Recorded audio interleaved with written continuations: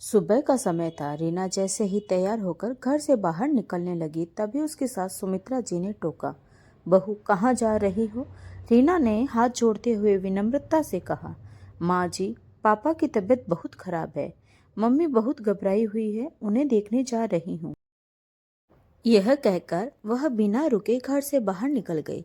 सुमित्रा जी को उसका ऐसा व्यवहार अच्छा नहीं लगा, लेकिन जब पिता की बीमारी की बात सुनी तो चुप रह गई। रीना जल्दी से अपने मायके पहुंची तो देखा कि उसके पापा की हालत बेहद खराब थी।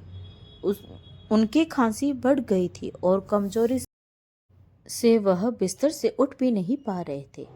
माँ विमला जी उनके सिरहाने बैठी रो रही थी। रीना ने माँ को संभालते हुए कहा, माँ, मैंने पहले ही कहा था कि पापा को किसी अच्छे डॉक्टर को दिखाओ, लेकिन आप लोग मेरी बात सुनते ही नहीं। विमला जी ने दुखी स्वर में कहा, बेटा, तुम्हारे पापा डॉक्टर के पास जाने को तैयार ही नहीं थे। अब हालत बहुत बिगड़ चुकी है। रीना ने बिना समय गवाए पापा को संभाला और कहा, अब कुछ नहीं होगा, हम अभी हॉस्पिटल चलते हैं। मैं ऑटो लेकर आती हूँ। कुछ ही देर में वे हॉस्पिटल पहुँचे। डॉक्टर ने जांच करने के बाद कहा, इन्हें तुरंत एडमिट करना होगा। टेस्ट रिपोर्ट्स के बाद ही कुछ कहा जा सकता है। पापा को एडमिट करवाने के बाद रीना जैसे ही अपने ससुराल पहुंची तो देखा कि पति विजय नाराज बैठा था। उसने ताने मारते हुए कहा, तुम्हें पता भी है कि माँ सुबह से भूखी बैठी है? कम से कम घर की भी चिंता कर लेती।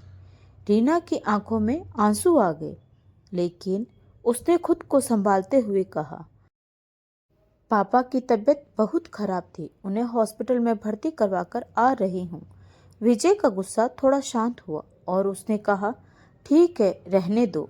मैंने बाहर से खाना ऑर्डर कर दिया है। माँ के लिए घर का बना खाना दे देना, उन्हें बाहर का पसंद नहीं।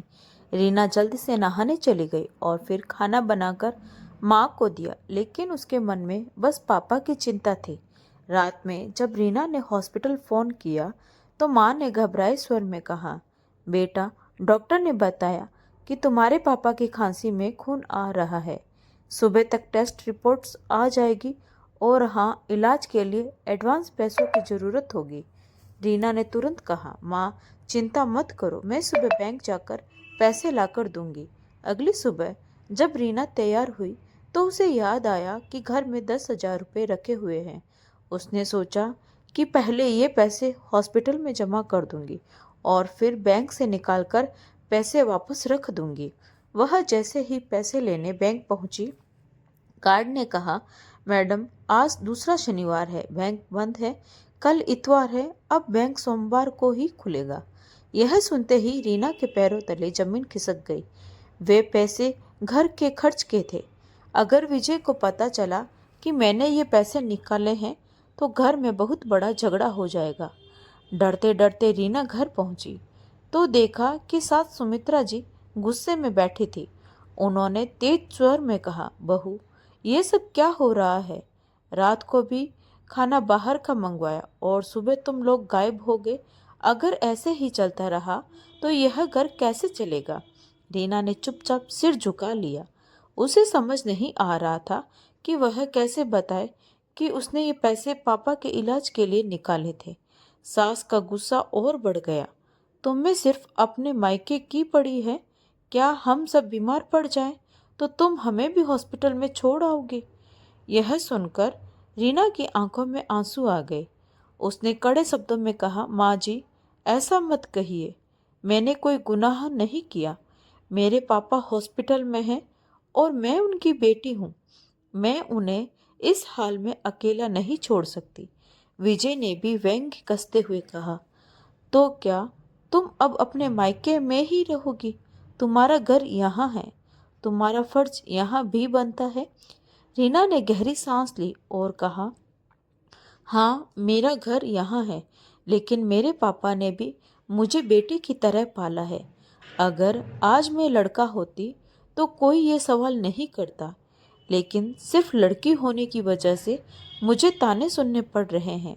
मैं अपने पापा को ऐसी नहीं छोड़ सकती। इतना कहकर रीना ने अपनी अलमारी से कुछ कपड़े निकाले, बैग में डाले और घर से निकलने लगी। सुमित्रा जी ने चौंक कर पूछा, क्या कह रही हो बहू? रीना ने आंसू पोंछते हुए कहा, मैं अपने पापा को ऐसे हालत में अकेला नहीं छोड़ सकती। मैं हॉस्पिटल जा रही हूँ और वहीं रहूंगी। सोमवार को बैंक खुलेगा तो पैसे निकालकर इलाज के लिए दे दूंगी। विजय गुस्से में बोला, तो इसका मतलब तुम हमें छोड़कर जा रही हो?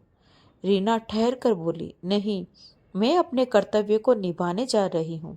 अगर मैं बेटा होती तो यह सवाल नहीं उठता, लेकिन मैं साबित कर दूंगी कि बेटियां भी उतनी ही जिम्मेदार होती है। जब रीना हॉस्पिटल पहुंची तो माँ ने उसे देखकर कहा, बेटा, तुम वापस चली जाओ, विजय से बात करो, सब ठीक हो जाएगा। रीना ने माँ का हाथ पकड़कर कहा, नहीं माँ, मैंने घर अपनी मर्जी से नहीं छोड़ा, बल्कि अपने आत्मसम्मान के लिए छोड़ा है। अब मैं बेटी नहीं, बेटा बनकर आपकी सेवा करूंगी। माँ की आंखों से आंसू छलक पड़े। उन्होंने रीना को गले से लगा लिया।